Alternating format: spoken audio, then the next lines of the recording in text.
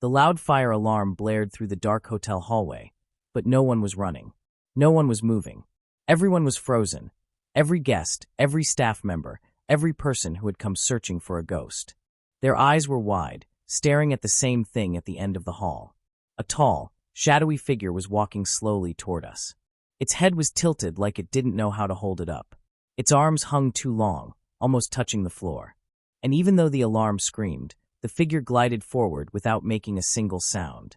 But the scariest part wasn't the shape or the silence. It was the way the figure's face kept changing, flickering like an old TV.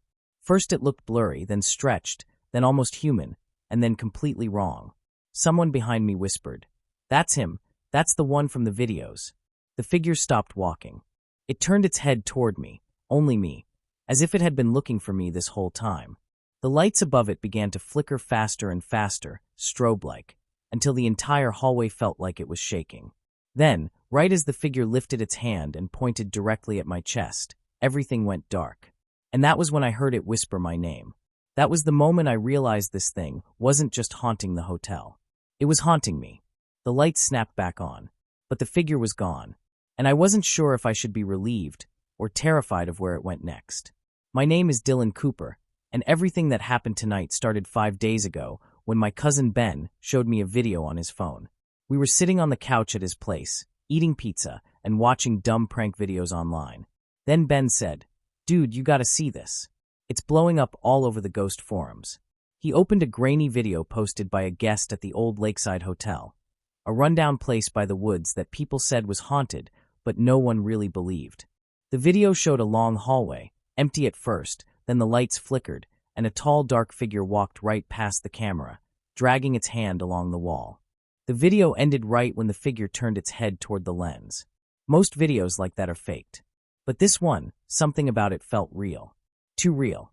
The way the figure moved made my skin crawl. Ben grinned like he had just found treasure.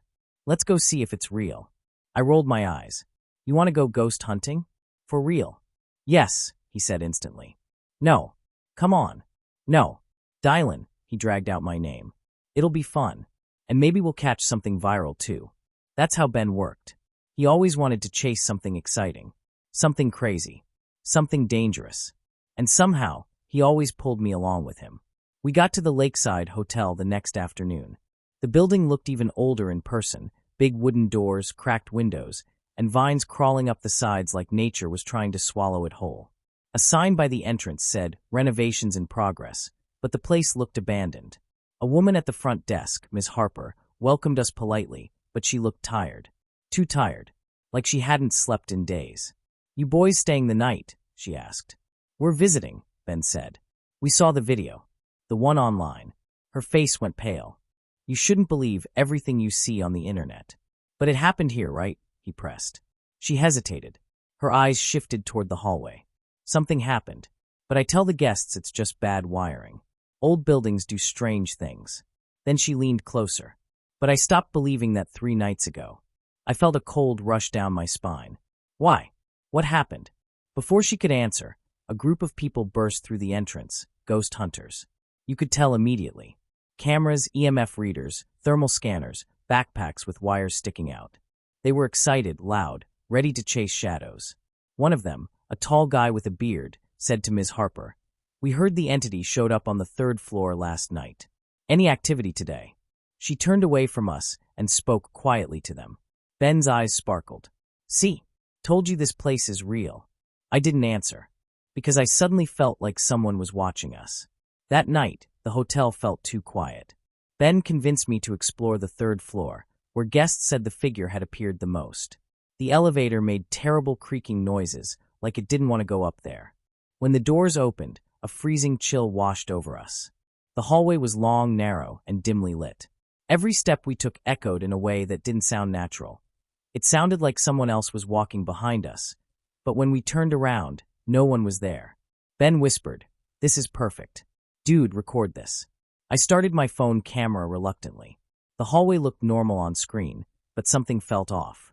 We walked past room 312 when we heard a soft tap, tap, tap, on the window at the end of the hall. "Did you hear that?" I whispered. Ben nodded. Tap, tap. Except there was no window. Just a wall. Ben raised his flashlight. That was when we saw them, fingerprints on the wall. Long, thin fingerprints that stretched downward like someone had dragged their hand across it. Ben grinned nervously. Okay, that's creepy. That's good footage. I whispered we should go. But then footsteps.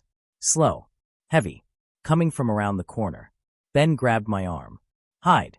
We ducked behind a cleaning cart as the footsteps grew closer.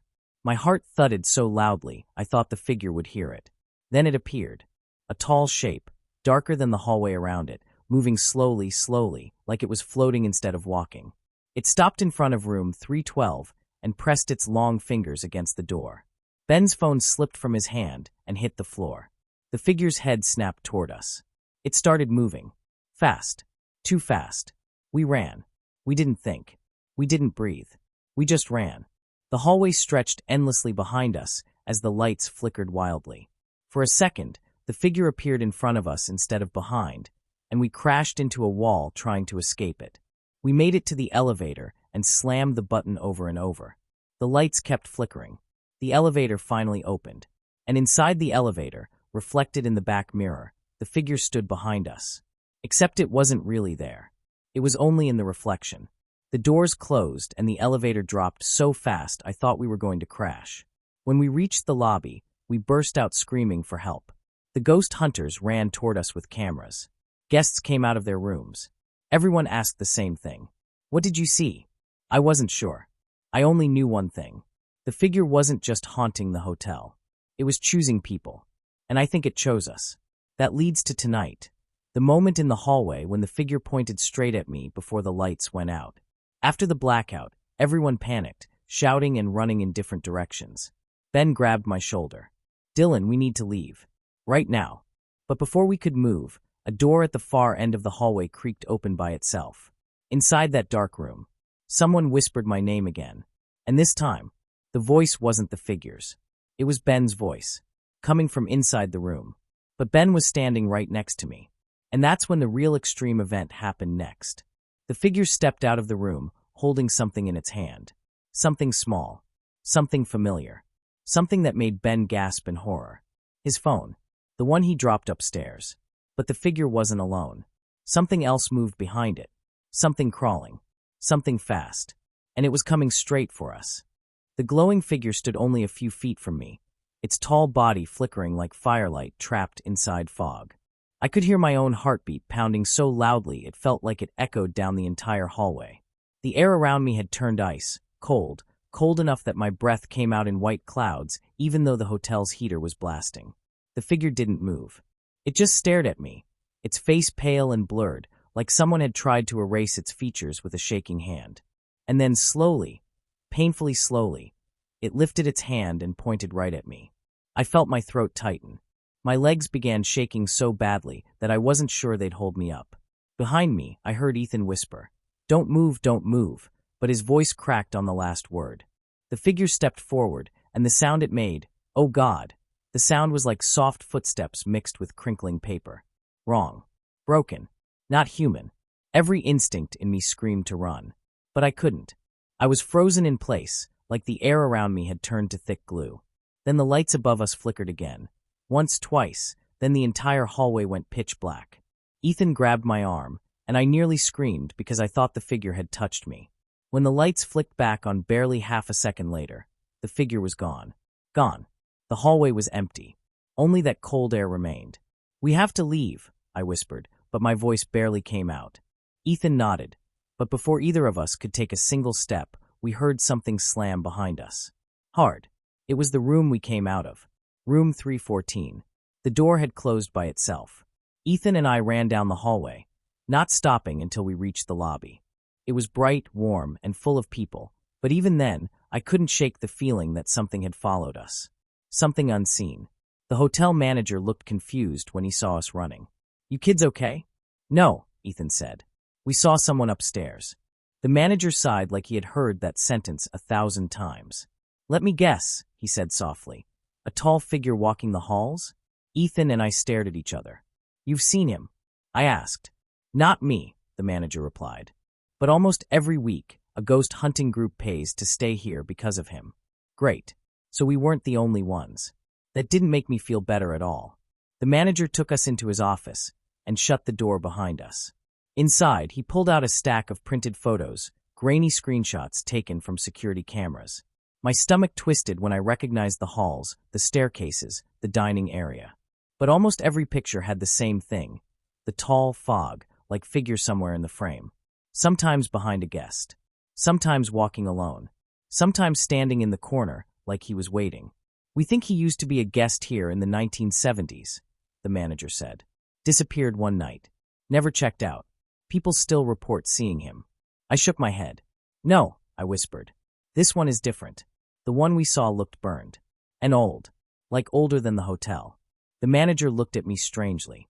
Then he reached into another drawer and pulled out a much older photo, yellowed, cracked, and nearly falling apart. It showed a group of men standing outside what looked like an army barracks. Dusty ground. Old trucks. A torn American flag flapping in the background. But one man stood out instantly. Tall. Thin. His face pale. His eyes sunken. It was him. Ethan gasped. "That's the thing we saw." "That picture is from 1944, the manager said quietly. "He shouldn't be here. Not in this hotel. Not in this time." I suddenly felt like the room had gotten colder. "Why is he here then?" The manager slowly shook his head. "We don't know.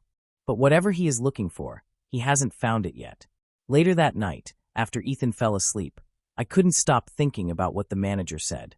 I lay awake in my bed, staring at the ceiling, trying not to imagine the figure standing in the corner watching me. I kept telling myself the door was locked. The lights were on. We weren't alone in the hotel. But around 2:37 a.m., everything changed. The heater shut off on its own. The lights dimmed even though they weren't supposed to. And then, slowly, painfully slowly, the TV across the room flickered on. Static. Loud static. My heart stopped when a shape began forming through the noise. A shape that looked tall. Human. But wrong. I shook Ethan awake, but before he could say anything, the static cleared completely, and the hotel's security feed appeared on the screen. A live camera. A hallway camera. And the figure was on it. Walking. Dragging something long and heavy behind him. Its head turned slowly toward the camera, and then it lifted its hand, pointing directly at the lens, as if pointing at us. The TV screen glitched. The room lights buzzed. And then, 3 slow knocks. On our door. Not a hotel guest. Not a staff member. Not a prank. The same slow, dragging knocks the figure made when it walked. Ethan and I stared at the door as the handle began to turn on its own. Click, click, click. The door started opening. And standing on the other side was